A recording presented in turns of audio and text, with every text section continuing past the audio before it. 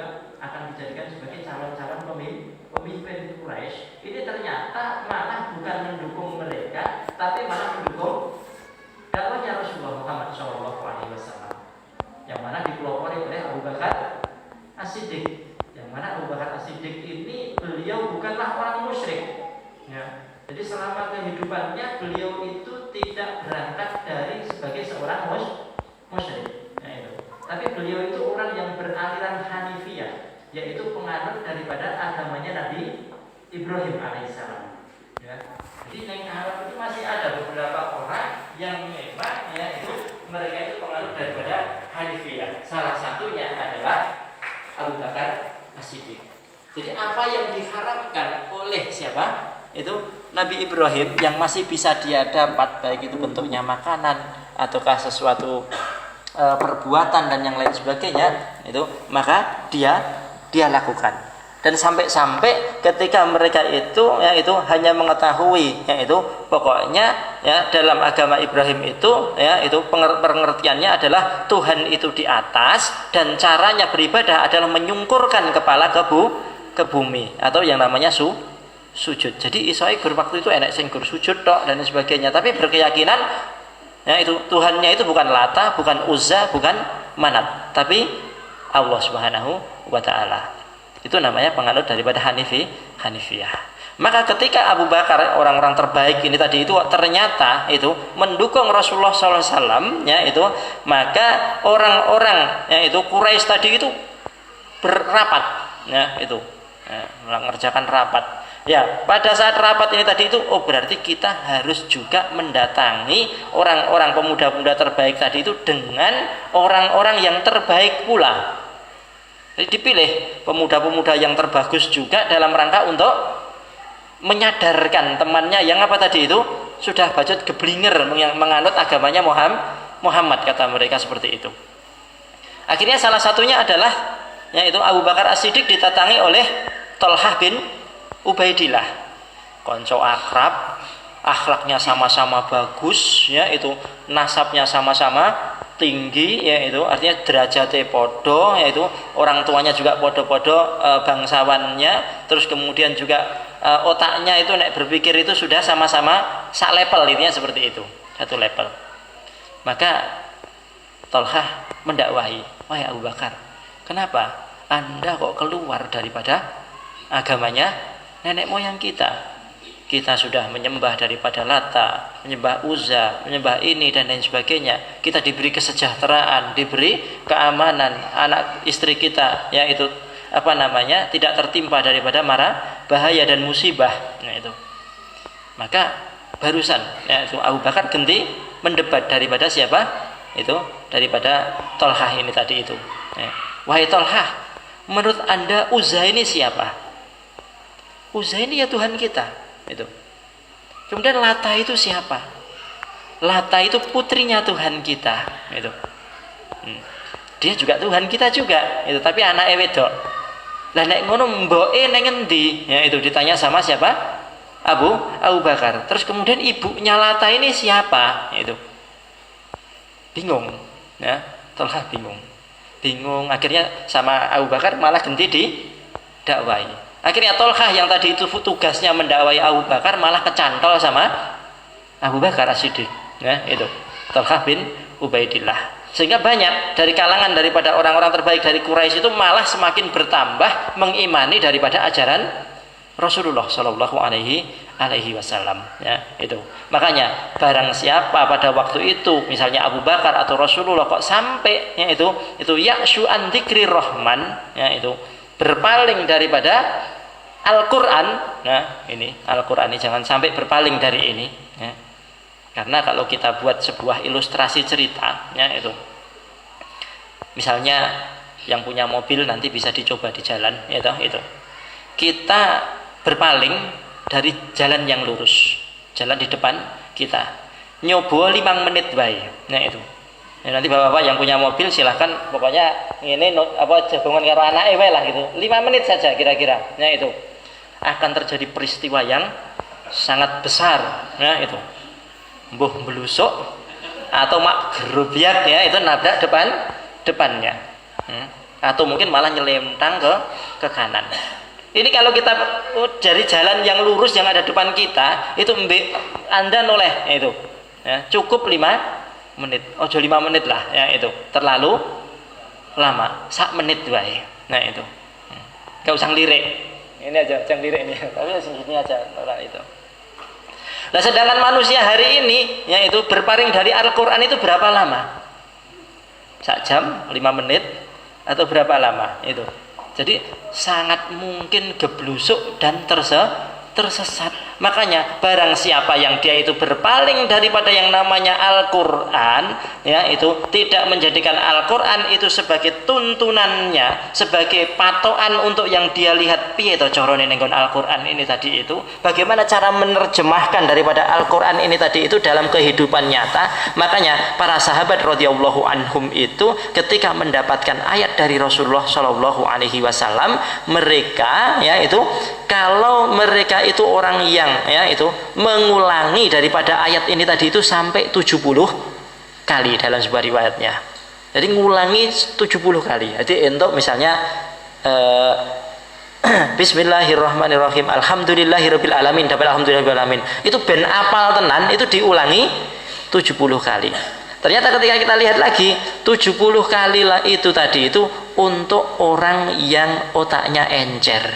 Jadi sing paling saidi ya itu. Sing merasa otaknya itu mungkin apalanku rada wangel, pokokan ngombe khamr dhisik misalnya seperti itu. Itu juga akan mengulangi berlipat ya itu 150 kali. Nah itu.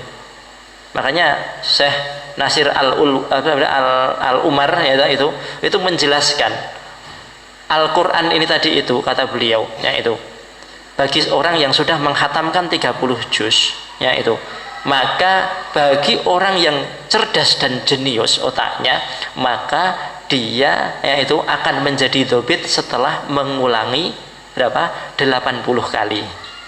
Nah, itu dobit, apal tenanan. Nah, itu. Ya. Yang otaknya sedang-sedang ya itu, ya, bijine biasanya 7,5, 8 ya itu, ora tahu 10 ya, ora tahu munggah sangka itu.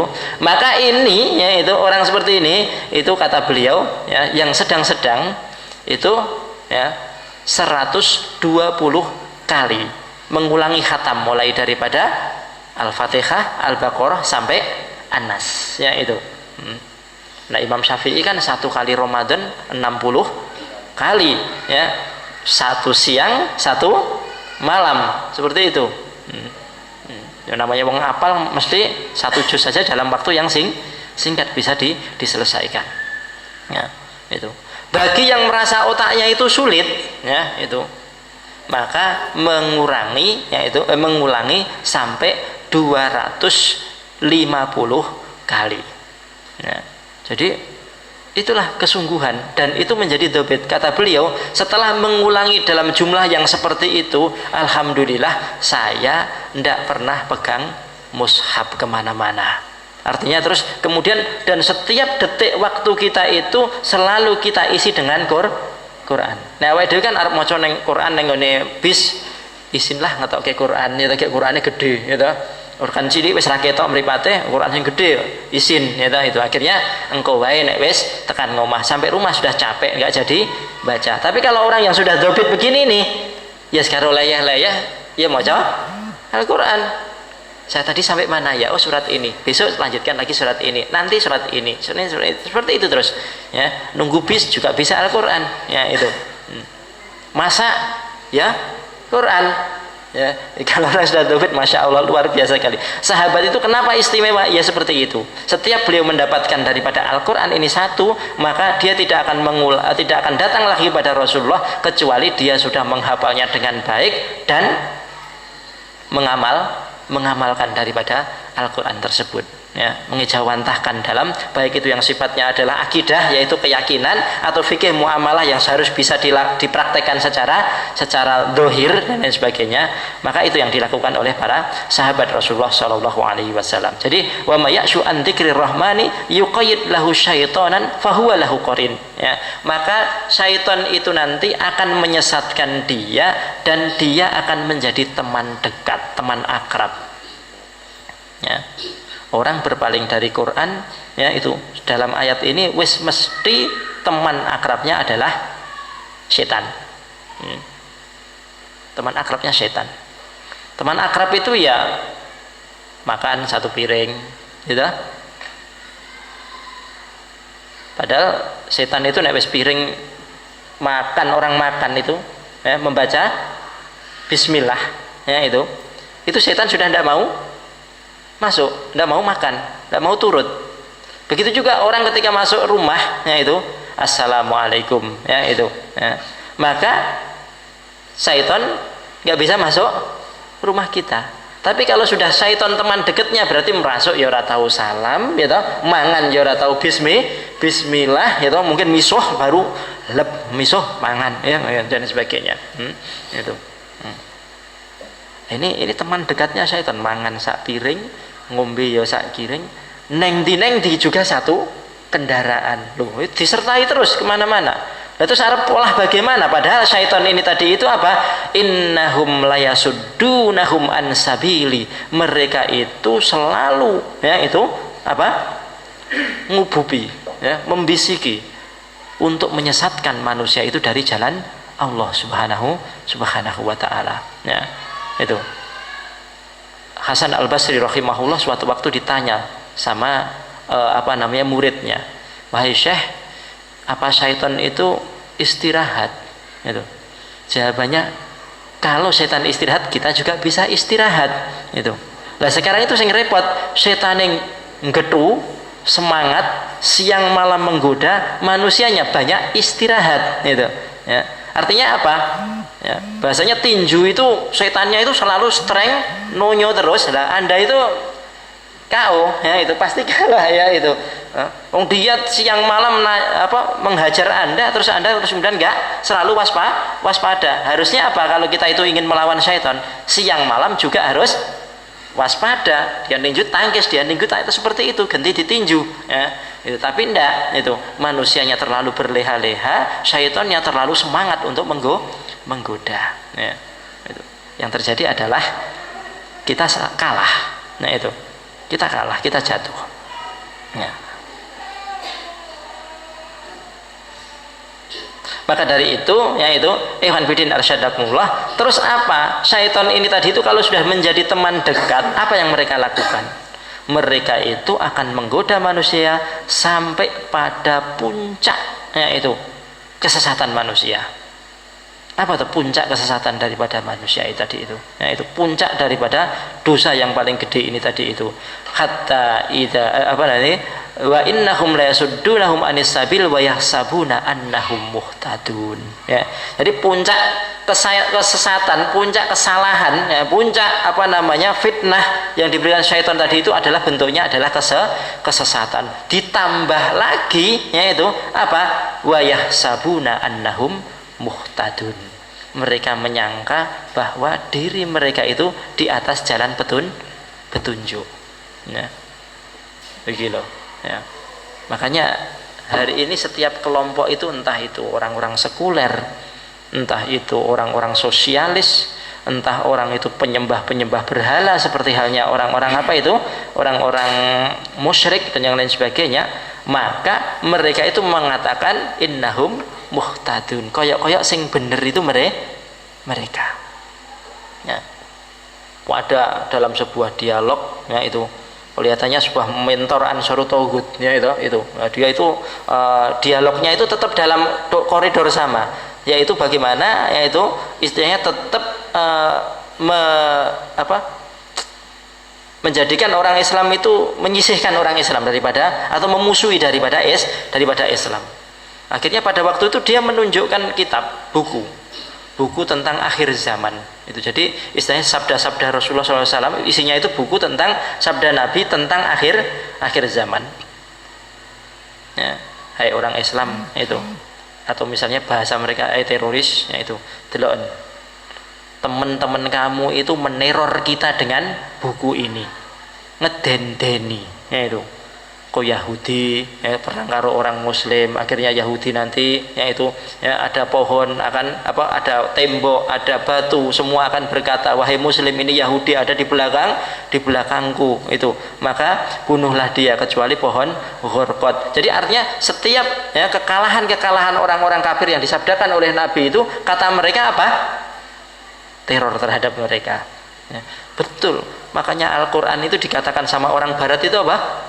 Al-Quran itu adalah buku teroris. Isinya itu ancaman-ancaman eksistensi daripada orang-orang kafir tadi itu. Benar, Quran ini isinya ancaman terhadap eksistensi orang-orang kafir. Sebenarnya orang kafir itu gampang juga, kalaupun memang dia itu ingin wah ojo dilawan niki, ya, dilawan apa enggak kalah lawan Quran. Piye carane? Wis tak mandut baik Quran wae. Selesai sebenarnya itu. Tapi kan enggak, ya. Mereka tidak mau seperti itu karena sudah syaitan itu menjadi korin, teman akrab. Arab nyadari, iya ya kita ya kok sing salah ya, wah ya ora itu sampai ini benar ya. Setannya langsung membisiki seperti itu. Akhirnya dia mulai ya itu berargumen, membangun narasi apapun bentuknya, kalau itu adalah sebuah kesesatan maka itu ya, merupakan sebuah ya hasil daripada kekalahan dia, disebabkan daripada berpaling daripada Al-Quran ya itu. Maka dari itu ikhwan fillah arsyadakumullah, dalam surat Ibrahim ayat 34 Allah Subhanahu wa taala berfirman, wa in ta'uddu nikmatallah fala la tuhsuha. Kalau kamu itu menghitung daripada nikmat Allah, maka kamu tidak akan bisa menghitungnya. Suatu pekerjaan yang tidak bisa dikerjakan oleh para nabi dan rasul ya. Para malaikat pun juga tidak mampu. Apa itu pekerjaannya? Menghitung nikmat Allah ya itu. Jadi nabi itu tidak iso ngitung nikmat dino iki piro ya itu ya, nikmatnya berapa dan yang lain sebagainya ya. Jadi jika kamu itu menghitung nikmat Allah Subhanahu wa taala, maka tidak akan bisa. Nabi pun juga tidak akan bisa. Jadi pekerjaan yang tidak bisa dilakukan oleh manusia itu menghitung nikmat Allah Subhanahu wa taala. Nah, di sini nikmat yang dimaksud itu ada dua. Satunya adalah nikmatud dunya yaitu, dan satunya adalah nikmatud din yaitu nikmatud din ya. Nikmatud dunya itu seperti apa? Ya, kita dapat suami, kita punya istri, ya, punya anak, punya harta, punya mobil, punya rumah yang baik, punya ternak yang baik, punya ya pokoknya seperti itu, namanya nikmatud dunya ya, nikmatud dunya. Lah, nikmatud dunya ini tadi itu ya itu, bagaimana cara mensyukurinya? Cara mensyukurinya adalah dengan cara 3. Yaitu 1, ta'zimullah, mengagungkan Allah Subhanahu wa taala. Jadi untuk nikmat dunia itu yang pertama itu mengagungkan Allah Subhanahu wa taala. Ada suatu waktu seorang di ruang tamunya itu ditempel figura ya itu, figura. Wah, figura apa iki, Pak? Ya itu. Oh, iki nggone bapakku.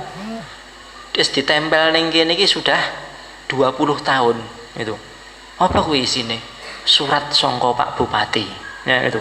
Wah, untuk surat Pak Bupati ben tamu kabeh iki eruh iku. Iki lho bupati jaman dhisik kae jenenge iki ngeki surat nang nggon aku. Isine apa? Ya itu. Nah, sebenarnya surat itu isinya umum itu. Kepada seluruh warga Indonesia, yaitu dari desa ini, yaitu kampung ini, RT ini, itu kami ucapkan terima kasih banyak atas gotong royongnya dalam membersihkan kampung dalam acara itu. Wes itu dok, nah itu tanda tangan dia. Wah, ini saking bangganya, yaitu ngegung-gung lagi loh bupati iki ya itu mentakdimnya bupati sampai ditempel daripada ya, sertifikatnya tadi itu ditembak 20 tahun. Nah itu misalnya Anda dapat hadiah ya itu Pajero Sport, yes gitu, langsung bangga hati koyak betul-betul yes ya itu. Tapi Quran tahu enggak artinya itu? Kita itu pernah enggak takdim pada Al-Quran? Takdim yaitu ketika kita itu diberi oleh Allah Subhanahu wa taala dengan nikmat dinul, nikmat agama Islam ini tadi itu. Quran ini juga sama, dipajang neng bipet, ditutup rapat. Ikine juga sing gambare kempling kaya emas ngono kae. Tapi go hiasan. Nah itu. Enggak pernah dibuka, enggak pernah dibaca. Nah itu. Nah, sedangkan itulah salah satu daripada mensyukuri nikmat Allah Subhanahu wa taala berupa nikmatuddin tadi itu, membaca Quran, mengamalkan, mentadaburinya, ya, itu. Nanti ada cara mensyukurinya. Jadi urusan dunia itu mensyukurinya itu dengan ta'dimullah, mengagungkan Allah Subhanahu wa taala. Yang kedua dengan mengucapkan alhamdulillah, ya, itu.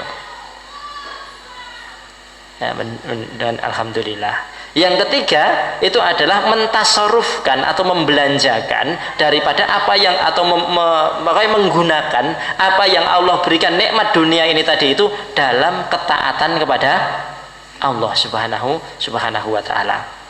Jadi kalau misalnya kadang-kadang ada artis atau mungkin ada siapalah pokoknya ya itu, wah, alhamdulillah job kita sudah semakin ini sampai tidak bisa istirahat, syuting terus ya itu dapat rezeki banyak ya itu. Tapi cuman mengucapkan alhamdulillah, tapi juga tidak sholat, tidak mengagungkan Allah Subhanahu wa taala, juga menggunakannya itu tidak untuk perkara-perkara yang maslahat. Nggo operasi ben pipine tirus piye, rahange kudu diketok sakmene itu.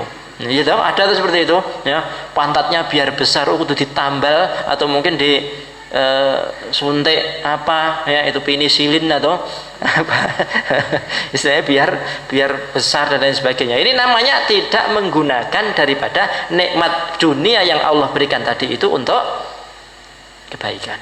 Nah itu untuk kebaikan, tapi malah digunakan untuk merubah bentuknya yang Allah berikan kepada kita ya itu ya.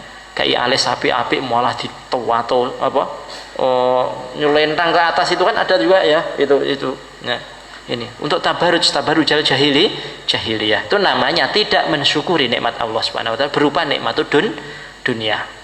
Nah, jadi tiga tadi itu, satu mengagungkan Allah, yang kedua mengucapkan alhamdulillah di lisan kita, yang ketiga menggunakan apa yang telah Allah berikan nikmat tadi itu untuk itu kemaslahatan, untuk kebaikan dunia dan akhirat ya itu.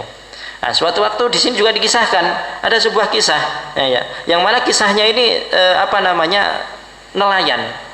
Ada nelayan muslim, ada nelayan kafir, podo-podo lagi ya itu golek iwak. Yang satu muslim, yang satu kufur. Yang muslim itu nebar jaring, ceret ya itu seret jauh itu. Terus kemudian setelah 1 jam ya itu ditengok, padahal nebarnya tadi itu mengucapkan bismillahirrahmanirrahim, seret ya itu.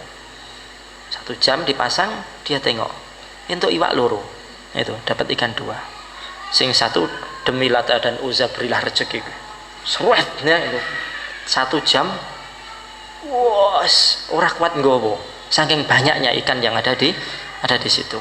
Nah, itu gampangannya ceritanya seperti itu. Malaikat bertanya, ya Allah, kenapa yang muslim beriman kepadamu kok engkau beri loro? Ceritanya itu ikannya hanya sedikit, sedangkan yang mengkafiri dirimu engkau beri ikan yang banyak. Ya, dijawab oleh Allah Subhanahu wa taala, yang muslim tadi itu ndak apa-apa, dia di dunianya aku kasih ikan ndak begitu banyak hasil yang dia dapatkan, tapi dia nanti yaitu akan merasakan kenikmatan yang sangat luar biasa selama-lamanya, yaitu karena dia iman, diberi nikmat yang lebih besar lagi daripada yang pertama tadi itu ya. Lah sedangkan orang tadi itu wis ben sakwar kemangan iwak, tapi bar kuwi dia nanti akan sengsara selama-lamanya. Itu. Oh ya, berarti memang ya nikmat Allah Subhanahu wa taala itu tadi itu bukan sekedar hanya nikmat yang ada di dunia ini saja, ada nikmat yang disebut sebagai nikmatuddin yang nanti adalah nikmat ini lebih afdol itu.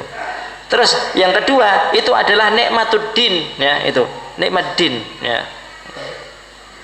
Ini tadi itu juga ada nikmat ini tadi, masalah nikmat ini tadi itu berkaitan dengan masalah keadilan Allah, dan juga ya itu ada dalam kisah Israiliyat, ya itu seorang wanita di situ dijelaskan mendatangi Nabi Daud alaihissalam, ya. Karena Nabi Daud itu juga seorang raja, seorang pemimpin, yaitu mendatangi dia itu. Terus kemudian dia berkata kepada Nabi Daud, ya Nabiullah, itu apa Allah itu adil atau enggak ya? Allah itu adil atau tidak? Nah itu jawaban daripada Nabi Daud, oh Allah itu adil. Itu. Yang kedua pertanyaannya, Allah itu berbuat dolim enggak kepada hambanya? Itu. Jawaban Nabiullah, enggak, Allah itu enggak berbuat dolim kepada hambanya. Tapi perempuan tadi terus berkata, tapi wahai Nabiullah, itu lihatan aku, saya ini adalah seorang janda, anak saya banyak, ya itu. Terus kemudian pekerjaan yang bisa aku lakukan tuh hanya menyulam benang menjadi kain. Setelah menjadi kain aku jual itu. Terus kemudian uangnya aku makan bersama dengan anak-anakku. Setelah itu 3 hari kemudian kain yang lain sudah jadi, maka aku jual. Itu. Untuk itu seperti itu. Terus kemudian saya itu sudah menyulam kain, ya itu bahasanya dia itu ngelembur, kerja semangat biar dapat beberapa kain. Akhirnya ketika itu sudah dia beli, ya apa namanya, sudah dia dapat. Terus kemudian dilipat kain tersebut, dimasukkan ke dalam kantong. Nah itu dimasukkan ke dalam kantong. Lah ketika dia itu pergi ke pasar, ya itu kantong ini tadi itu disambar oleh burung besar, ya itu. Ingat loh ya, masalahnya kalau kita melihat pada kehidupan zaman Nabi Daud, kehidupan Nabi Sulaiman itu dicocok-cocokkan dengan kehidupan pada zaman kita itu tidak pas itu. Karena Nabi Sulaiman itu ya nanti dibantu sama angin, ya pasukan dia jin, bahkan manusia pada waktu itu bisa lebih hebat daripada jin. Nah itu cukup memindahkan singgasananya siapa? Belkis hanya dengan satu kedepan mata, slim sampai ini. Hari ini nggak bisa ditiru, ya itu. Artinya itu memang manusia-manusia dan apa yang telah digariskan ilmu-ilmu yang memang ada pada zamannya Nabi Sulaiman, dan syariat itu sudah tidak ada lagi pada zamannya Rasulullah Muhammad SAW, ya itu. Ya. Terus bagaimana? Ya itu disambar oleh burung itu tadi. Terus kemudian saya suruh makan apa? Anak saya ini suruh makan apa? Ya itu. Bukankah Allah dolim terhadap diri saya? Habis itu Nabi Daud, ya itu terdiam. Kemudian ada orang ketuk pintu, dok dok dok dok, ya itu. Silahkan masuk. Masuk orang 10 laki-laki, ya orang 10 laki-laki. Yang mana wahai Nabiullah, ya itu kan yang di situ siapa yang paling berkuat, yang pemimpinnya, maka dia adalah Nabi Daud alaihissalam. Nah, orang ini tadi itu datang kepada pemimpin kaum tadi itu, wahai Nabiullah, ya itu kami ini adalah orang-orang dari negeri seberang yang naik perahu, ya orang-orang dari negeri seberang yang naik perahu, yang mana tadi di tengah lautan itu kita terhempas sama ombak. Jadi perahunya itu nabrak ombak, dak, ya itu. Akhirnya banyak yang retak daripada perahu tadi itu. Sehingga apa? Sehingga bocor, sini bocor, sini bocor, sini bocor, banyak yang bocor atas retak-retaknya tadi itu. Sehingga kita bersepuluh itu sudah berusaha susah payah untuk menguras air dari dalam perahu ini tadi itu, ya. Akan tetapi kita sudah mulai putus asa. Kenapa? Dikarenakan air yang masuk cukup banyak dan kita sudah kelelahan. Nah itu. Akhirnya apa? Tiba-tiba ada burung itu membawa kantong itu lewat di atas kita dan dijatuhkan di atas perahu kita. Kita buka, ternyata kantong itu isinya kain. Kain tadi itu kami potong-potong, kami gunakan untuk nyumpeli sing retak-retak tadi itu. Ya itu. Sehingga itu yang retak-retak tadi itu tertutup semua dengan apa? Kain-kain ini tadi itu. Alhamdulillah kita selamat sampai pantai, dan semua kita bernadar kalau nanti kita bisa selamat sampai pantai, kami akan berinfak sebanyak 100 dinar per satu orang. Ini Nabiullah, saya infakkan daripada 100 dinar daripada masing-masing orang ini tadi itu. Wah, diberikan pada Nabi. Terus Nabi siapa namanya? Itu Daud alaihissalam. Kui lo kainmu. Ya itu. Mbak, iku mau lo kainmu. Kamu ndak tahu kalau Allah itu sudah bertransaksi menjualkan daripada kainmu itu dengan harga yang sangat mahal. Ojo selak ngomong Allah itu dolim, Allah itu ya tidak adil. Ya itu. Selalu husnudzon kepada Allah Subhanahu wa taala. Ya, wallahu alam sebab atas kesohihannya daripada kisah ini. Ya itu. Terus kemudian ya itu kita lanjutkan. Yang kedua adalah nikmatuddin. Ya itu nikmatuddin. Lah nikmatuddin ini tadi itu bagaimana cara mensyukurinya? Nikmatuddin ini cara mensyukurinya yaitu adalah yang pertama at-ta'allum. Ya, mempelajari. Quran ini tadi itu. Nikmatuddin itu ya Quran ini tadi itu. Caranya belajarnya apa? Pelajari daripada Al-Qur'an. Ya. Mulai bahasanya, mulai daripada kandungannya, menghafal daripada ini cara membacanya yang baik, karena yang namanya Al-Qur'an itu muta'abbad bitilawatihi. Ya itu artinya dihitung pahala orang yang membaca Al-Qur'an setiap hurufnya. Itu. Terus yang pertama mempelajarinya, yang kedua itu al-amalu bihi, mengamalkan isinya. Setelah dipelajari, diamalkan isinya. Dan manusia-manusia terbaik itu adalah para sahabat Rasulullah Shallallahu Alaihi Wasallam. Yaitu entah mereka itu mempunyai sifat dan karakter bawaan yang neko macam-macam. Yaitu sering kita sampaikan kepada ikhwan-ikhwan yang lain. Yaitu sahabat Nabi itu enak sing modelnya kadang-kadang juga ada yang kecanduan. Ya, kayak Abu Mihjan itu kecanduan yang namanya minum khamr. Dia itu betul dalam ibadah yang lain itu sangat bagus. Ya itu. Tapi nek wis karo khamr, ini tadi itu tidak bisa nahan. Dia itu perang di jalan Allah. Wahai Sa'ad bin Abi Waqqas, ana ikut perang. Semoga Allah Subhanahu wa taala mengampuni dosaku kalau aku nanti mendapatkan kesyahidan. Yaitu. Jadi perangnya dia itu ingin tidak usah pakai tameng, wis pokoknya gurung padang tok, yaitu supaya dia nanti mati ya, dalam rangka mencari ridho Allah, supaya dosanya minum khamr terus tadi itu diampuni. Ya, itu. Jadi dia minum itu. Ya wis lah, ya itu. Akhirnya dibawa Abu Mihjan tadi itu. Dia perang. Ya, itu luar biasa sekali peperangan daripada yang dilakukan Abu Mihjan. Sore hari dia tidak terbunuh. Wayai rodok nganggur-nganggur niki enake kok ketake ngombe niki. Padahal barusan janji sama Sa'ad bin Abi Waqqas, ya itu. Dia itu masih berangan, enake ngombe, ora iso ditahan niki. Ngombe tenan, itu. Sampai dia dipenjara sama Sa'ad bin Abi Waqqas. Jadi perang yang hari berikutnya daerah oleh melu. Ya, tidak boleh ikut. Karena ini Abu Mihjan dia lengganan. Dicambuk. Jadi setiap Jumat diumumkan ada pencambukan para pelanggar itu ya. Itu Abu Mihjan maju, ya, dicambuk. Sehingga dia ngomong, ya semoga saya mendapatkan syahid. Terus kemudian orang tidak memalukanlah dari kalangan para sahabat. Mosok lengganan setiap Jumat ya, maju untuk dicambuk. Nah itu. Karena melanggar minum khamr tadi itu. Jadi enak sing model seperti itu. Sampai ketika orang itu mencambuk Abu Mihjan dengan mengucapkan laknat yang buruk, dengan ucapan-ucapan yang buruk dari kalangan sahabat itu, maka sama Rasulullah cukup ucapanmu. Ya itu. Artinya jangan bicara ya itu seperti itu. Ya. Innahu yuhibbullah wa rasuluh. Sesungguhnya dia itu mencintai Allah dan Rasulnya.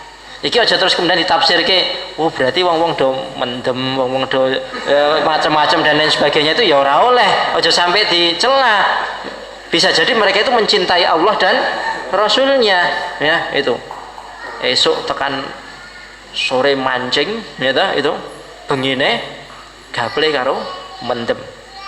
Nek wong kok ngene modal aja dilokne. Bisa jadi dia mencintai Allah dan Rasulnya, itu ya. Tidak bisa ya itu. Ini berlaku untuk memang amalan yang lain daripada Abu Mihjan ini. Dalam satu hal ini dia yang tidak mampu. Nah, tapi ada kisah berikutnya lebih heroik lagi. Kemenangan itu sebenarnya adalah kemenangan Abu Mihjan dalam peperangan tadi itu. Tapi ya itu nanti biar nggak kepanjangan. Ya itu. Ada lagi yaitu orang yang itu dalam Syiarul Alam An-Nubala dikisahkan di sana ada orang namanya Nuaiman. Ini punya karakter usil. sahabat Nabi tapi karakternya usil, ya itu. Sehingga dia itu sering diajak sama Abu Bakar untuk safar, untuk berniaga, tapi nggak punya tugas. Oh, bagian makani onto apa-apa, tapi dia ikut tinggo nggo lucu-lucu, ya itu. Buat untuk menggembirakan teman-temannya yang ikut di situ tuh. Pokoknya nek fulan gak rame, seperti itu loh. Nah, itu dia diajak itu tinggo rame-rame. Itu. Akhirnya dia bertanya sama Abu Bakar, "Wahai Abu Bakar, aku ini tugasnya apa?" "Ndak ada." "Wis tugasmu wis ngono kuwi wae." Ya itu. Ya, rono nyelemong nyane kono guyu-guyu sini dan lain sebagainya, ya itu. Dengan tujuan bukan ngelawak, memang dia itu punya tipe dan karakter model seperti itu. Ya. Sampai suatu waktu, ya itu, ada pedagang madu, ketok kumus-kumus kesel ngono kuwi. Itu. "Sini Pak, itu. Untuk kamu mau enggak tak tunjukkan orang yang mau beli madu?" Itu. Akhirnya, "Oh iya mau." Itu, "Ayo, ya tak tunjukkan." Langsung dia mengetuk pintunya Rasulullah. Dok, "Assalamualaikum." Ya itu. "Waalaikumsalam." Itu. "Ini ya pada wonge metu, ya omong ini madunya Pak sudah siap." Ya itu. Akhirnya Rasulullah buka pintu, ya itu, tinggal ada tukang bakul madu. "Ada apa ya?" Ya itu. Itu. "Ini itu tadi katanya Bapak mau beli madu." "Loh, saya ngomong siapa?" Ya itu. "Tadi ada orang terus kemudian dia cepat-cepat pergi." Wah, ini mesti gaweane Nuaiman. Itu Nabi sendiri itu sampai apal karo wong iki memang tipe dan karakternya seperti itu. "Ya wis betul apa Mas, kula tumbase." Akhirnya dibeli sama Rasulullah sallallahu alaihi wasallam. Jadi Rasulullah iki kena tinggu bahan seperti itu sama sahabat ini tadi itu. Lah, ini sebenarnya suatu karakter, akan tetapi dia itu punya kelebihan jauh yang lebih baik, yang banyak sekali. Itu hanya salah satu daripada karakter yang mungkin yang itu unik pada manusia. Jadi manusia beda-beda, ya. Aku nek safar mbek kae gak seneng gaweane nesu, gitu. Ada juga, gitu. Aku nek safar mbek kae seneng pokoknya, ya itu diajak, ya itu tidur di pinggir jalan pun oke, gitu. Itu, ya. Itu makannya sego pecel tok juga manut. Nah, itu juga ada seperti itu. Makanya Iwan Bidin Arsyadakumullah, ya itu kembali, yaitu thariqah daripada mensyukuri nikmat din kembali lagi itu, yaitu apa? At-ta'allum, mempelajari Al-Qur'an. Ya. Yang kedua, wal amalu bihi, mengamalkan Al-Qur'an. Yang ketiga, itu adalah itu ad-dakwah, mendakwahkan daripada ilmu yang dia pelajari dan dia amalkan. Ya, itu. Kemudian yang keempat, ya saya paling abot iki, as-sabr. Yaitu bersabar ketika belajar ilmu din, bersabar ketika mengamalkan daripada din ini tadi itu, dan bersabar ketika mendakwahkannya. Ya. Berapa banyak orang yang jatuh di medan dakwah, berapa banyak orang yang jatuh, ya itu baik itu hulu karena terlalu semangat atau mungkin terlalu meremehkan tafrid, ya itu, ya, dalam urusan mengamalkan urusan Islam ini tadi itu, ya. Berapa banyak juga itu orang yang mereka itu jatuh dalam ta'allum atau tafaqquh fiddin, sehingga banyak daripada orang-orang ini tadi itu kadang-kadang mengaku sebagai aktivis Islam, ya, akan tetapi yaitu ternyata dia tafaqquh fiddinnya kurang, yaitu kita ini pokoknya punya program memperjuangkan umat, ya itu memperjuangkan umat, ya, berjuang untuk umat, ya, berjuang untuk Islam, memenangkan Islam, ya itu menegakkan daripada syariat dan ajaran Islam. Tapi dalam muamalah ternyata tidak baik. Teman, ya, konuku montore, ya, bae ora enek STNK-ne, ya toh, ya ora enek BPKB-ne, tapi diomongi rong sasingkas metu, tapi gak metu. Ya, ini kan namanya tego. Ya, itu. Ada lagi orang teman dipinjemi fulus dalam jumlah ratusan juta, ya itu. Bar kuwi tiba jatuh temponya ditelepon, ya itu. "Piye Pak?" Enggak diangkat, ya. Di WA tidak dibalas dan lain sebagainya. Tapi orang ini semangat sekali, ya, bahasanya tuh nek dinggo perjuangan itu katanya sangat semangat sekali. Tapi sing arep diperjuangke apa wong karo koncone dhewe tego. Ya itu, dia itu sama teman seperjuangan saja itu tega menipu, tega merugikan, yaitu tega menyakiti hatinya, kok dia mau memperjuangkan Islam. Ya itu. Berarti ini tadi itu ada yang tidak beres daripada mensyukuri nikmat Allah Subhanahu wa taala. Apa kurang belajarnya atau mungkin wis ngerti tapi dalam pengamalannya belum bisa, ya itu, ya, atau kurang sabar daripada ya mengikuti daripada selera-selera hidupnya yang tinggi tadi itu. Jadi mensyukuri nikmat Islam itu nikmat din itu adalah dengan 4 ini tadi itu, ya. Terus kemudian, ya itu di sini juga kalau kita mau timbang, ya, dari masih surat Ibrahim ayat 34 tadi itu, nikmat dunia dan nikmat din ini tadi itu mana yang lebih afdol. Makanya Allah Subhanahu wa taala menurunkan dalam surat Al-Hujurat surat ke-49, yaitu ayat ke-17, a'udzubillahi minasyaitonirrajim, yamunnuna 'alaika an aslamu qul la tamunnu 'alayya islamakum balillahu yamunnu 'alaikum an hadakum lil imani in kuntum shadiqin. Ya itu. Yamunnuna 'alaika an aslamu. Asbabun nuzulnya ini ada seorang sahabat yang datang pada Rasulullah yang namanya tidak disebutkan, ya itu. Sahabat ini tadi itu yamunnuna 'alaika an aslamu, ya. Mereka itu merasa berjasa kepadamu wahai Muhammad terhadap Islam. Ya wahai Rasulullah, ya itu. Anda itu berjuang di wilayah sini, ya itu berhasilnya kan karena saya. Ya. Jihad Anda di sebelah sana itu juga berhasil karena kabilah kami, ya itu.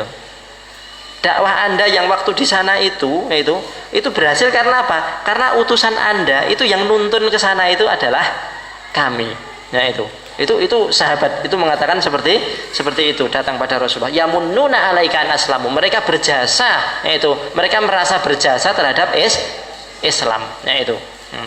Jadi ini sebenarnya enggak begitu pantas kalau kita ceritakan gitu. Wah iki nek aku ndek ben ya ora iso lho ndadekke koyo ngene dan lain sebagainya, ya.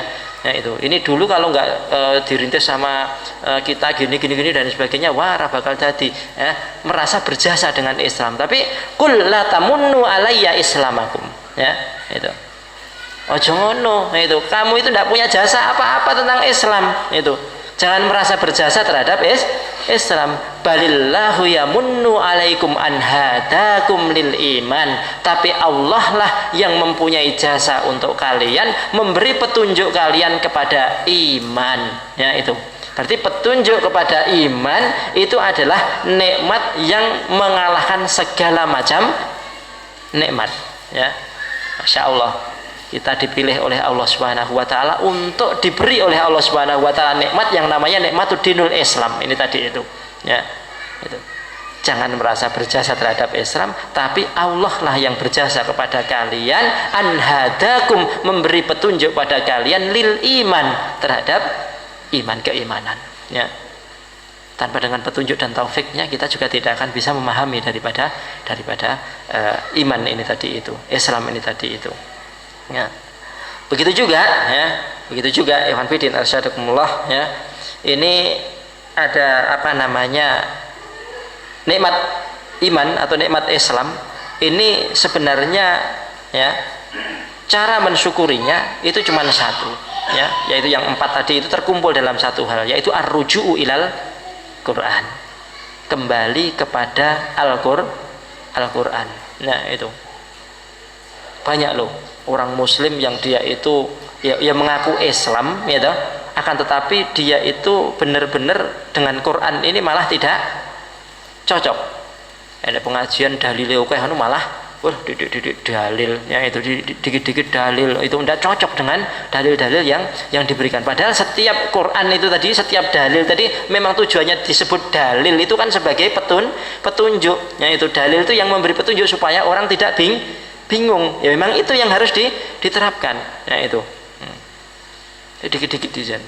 Ada ayat yang berbunyi wa man a'rada an dzikri fa inna lahu ma'isyatan dhanka wa nahsyuruhum yaumal qiyamati a'ma qala rabbi lima hasartani a'ma wa qad kuntu basira qala kadzalika atatka ayatuna fanasitaha wa kadzalika yauma tunsa. Ya. Jadi ini penyakitnya wong mukmin, penyakitnya orang yang sudah pernah beriman itu ya seperti ini, ya itu. Apa itu? A'rada an dzikri. berpaling daripada peringatanku, berpaling daripada Al-Quran. Kitab Al-Quran di rumah punya, tuku sing regane larang juga, itu. Akan tetapi tidak pernah disentuh, tidak pernah dibaca, tidak pernah dianut daripada ajaran-ajarannya, masuk kategori i'rad, berpaling daripada Al-Quran, an-dzikri, daripada peringatan, fa inna lahu ma'isyatan dzonka, maka kehidupannya akan sempit. Kehidupan sempit itu tidak harus melarat, ya. Kehidupan sempit itu boleh kaya tapi sumpek, ya, itu. Lihat apa namanya anak, ya, itu kok kena narkoba, anakku, sedih kan, itu orang seperti itu. Lihat istri harusnya senang, sebel, ya dah, itu bojoku kok nyobel, itu modelnya, ya dah, itu misalnya seperti itu. Atau melihat apalagi itu tidak ada nikmatnya, ma'isyatan dzonka, hidup yang sempit. Wa nahsyuruhum yaumal qiyamati a'ma, dia nanti akan dikumpulkan pada hari kiamat menjadi dalam keadaan buta. Qala rabbi lima hasartani a'ma, wahai Rabbku, kenapa engkau kumpulkan aku dalam keadaan buta? Wa qad kuntu basira, dulu aku itu orang yang bisa melihat. Kadzalika atatka ayatuna fanasitaha. Lah ini sebabe iki mau. Kowe iki wis tak kei, sakamu itu sudah aku beri, yaitu atatka ayatuna, ayat-ayatku. Quran itu loh sudah tak kasihkan kepadamu.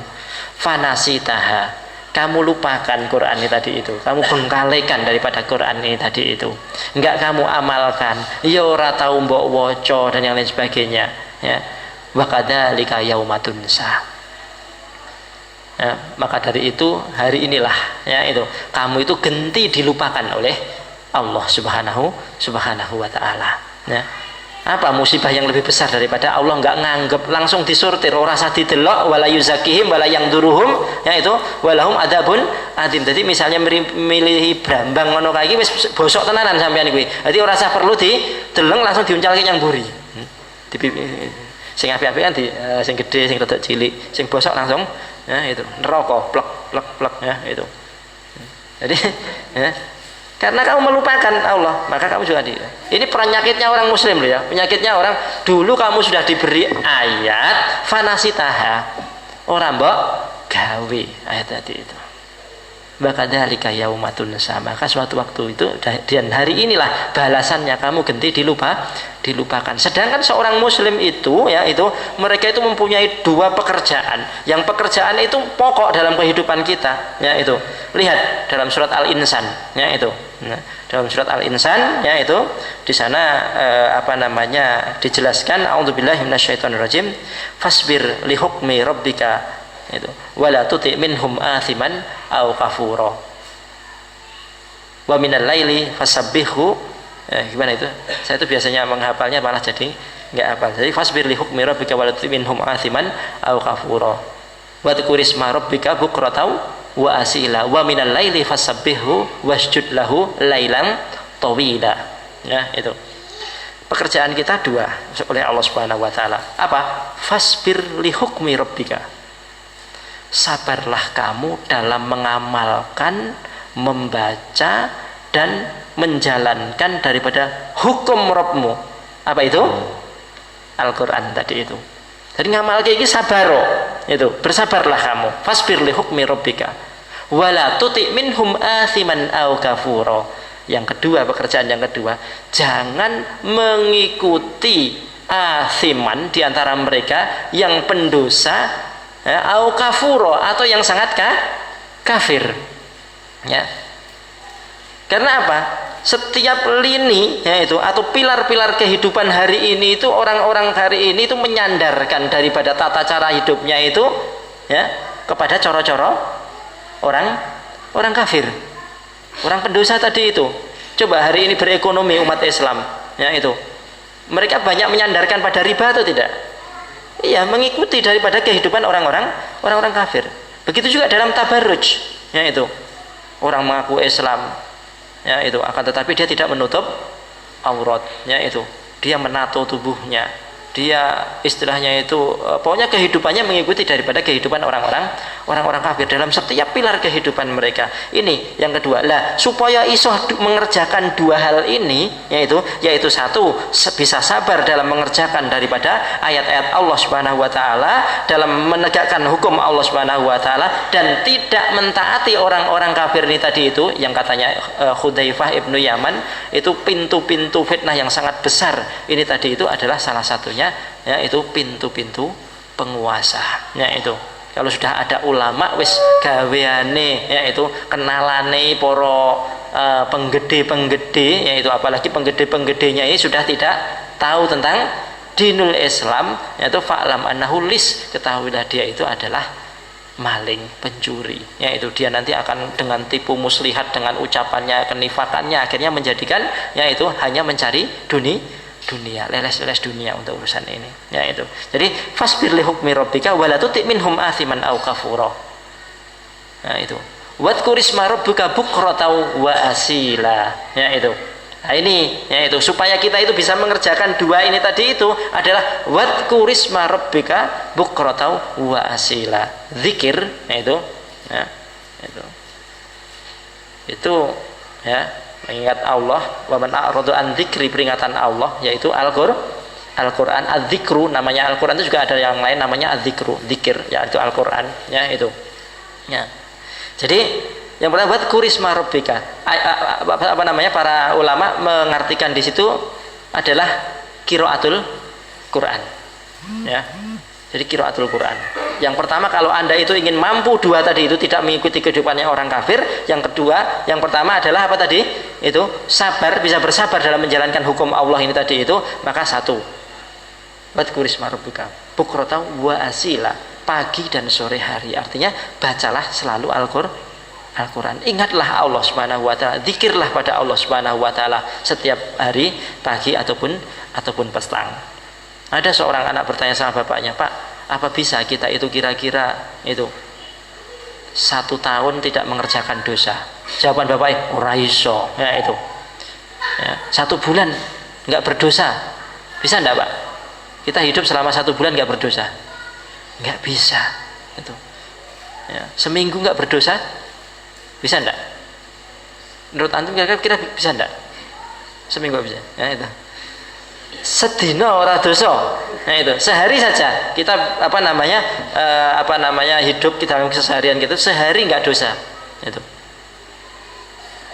Kayaknya enggak bisa. Ya ibadi innakum jarahtum bil laili wan nahar, wahai hambaku, sesungguhnya kamu itu selalu melukai dirimu, artinya berbuat dosa, bil laili wan nahar, setiap siang dan malam. Itu siap malam dan siang. Berarti kan angel 1 hari aja enggak bisa. Nek 1 jam itu. Nek 1 jam masih mungkin. Turu ngono wae wis. Ya ta itu. Wis ra dosa ya ta. Turu atau mungkin ya pokoknya 1 jam itu ditahan-tahan ben ora dosa. Misalnya seperti itu. Itu masih bisa. Berarti kita itu cara berpikirnya apa? Enggak usah dawa-dawa. Alhamdulillah jam 1 tekan jam 2 aku ora dosa. Coba engko jam 2 tekan jam 3. Itu. Tak usahakan tidak dosa. Nanti ngitungnya per jam wae biar tidak dosa. Nek sedina kedawan. Itu. Bae wayahe jam 6 esuk tekan jam 7 nang pasar. Waduh dosa tok iki ya itu. Jam-jam penuh dosa ini itu. Harus langsung ditukar dengan jam-jam penuh kebaikan untuk tamhuha. Fa adbi sayyi'atal hasanata tamhuha. Itu. Jadi itu ya. Biar tidak berkiblat dengan kehidupan orang kafir, dan itu sabar itu. Terus kemudian wadhkur isma rabbika bukratan wa asila wa minal laili fasjud lahu wasabbihhu lailan tawila, dan pada malam hari fasjud lahu, bersujudlah kepada Allah.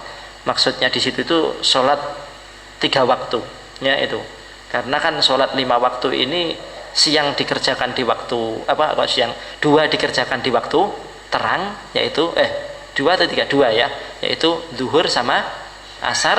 Terus kemudian 3-nya di waktu gelap, yaitu subuh, maghrib, isya sama subuh. Itu tafsirnya seperti itu. Itu.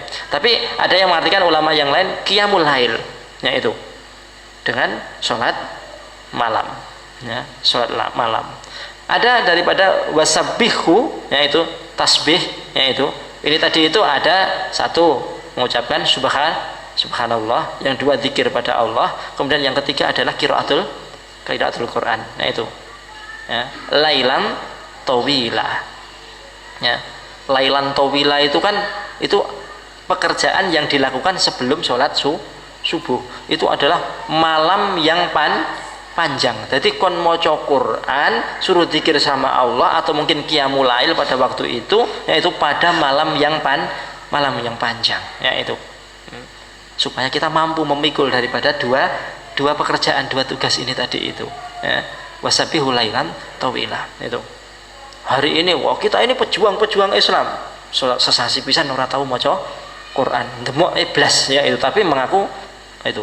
Saya pokoknya nek sholat nang masjid kabeh masjid diror, tapi dia juga tidak pernah baca Quran. Loh kok nggak pernah baca Quran piye? Ora iso. Ya itu. Ya. Aku semangat toh Mas, tapi yang penting tauhidku bener. Piye ora tauhidnya bener, ora tahu sinau tentang Islam, tidak pernah belajar tentang Islam. Bae ora iso maca Quran. Ya itu. Nah, sedangkan ini inti dalam kehidupan kita, ya itu. Ya. Apalagi itu bikers hijrah, ya itu. Ya. Pejuang hijrah kaose, pejuang hijrah rompine, itu. Bae ra tau maca Quran wonge, itu. Ya. Ya. Sering hari ini kan kayaknya kalimat-kalimat yang viral itu hijrah, ya itu. Ya, hijrah itu termasuk ambiar, ya termasuk Didi Kempot, ya itu. Ya, itu. Jadi biar nggak ngantuk Pak, ya. Masih banyak sebenarnya, ya itu yang kaitannya ini berkaitan dengan kaulnya Syekhul Islam, yaitu berkaitan dengan jika seorang mukmin itu berbuat maksiat maka mereka itu bisa dicegah dengan 10 perkara. Insya Allah mungkin pada kesempatan yang lain sudah lewat waktunya, ya itu yang mana itu nanti sebenarnya adalah sebagai penghapus daripada dosa, ya itu. Ya saya kira ini ya kembali pentingnya daripada kita itu kembali kepada Quran dan Sunnah. Sebagai aktivis Islam, sebagai pejuang Islam, maka tidak ada lain kecuali dia harus memandang Quran itu terus, ya itu, ya kiblat terus pada Quran. Jangan menoleh walaupun hanya 4 detik. Karena tadi menurut penelitian orang noleh itu 4 detik itu katanya sudah terjadi peristiwa besar. Karena apa? Sudah padatnya jalan, pasti makbres, ya itu. Itu. Saya kira cukup sekian. Semua bermanfaat. Alhamdulillahirabbil alamin. Saya doakan sedikit, Allah manfa'na bima 'allamtana wa 'allimna ma yanfa'una wa zidna ilma walhamdulillah ala kulli hal wa na'udzubillahi min hali ahli nar. Wassallallahu ala nabiyina Muhammad wa ala alihi wa sahbihi wasallim. Saya kembalikan kepada pembawa acara. Assalamualaikum warahmatullahi wabarakatuh.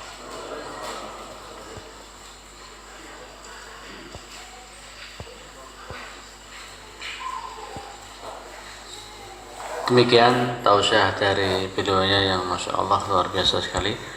Barangkali ada yang mau ditanyakan, dipersilahkan.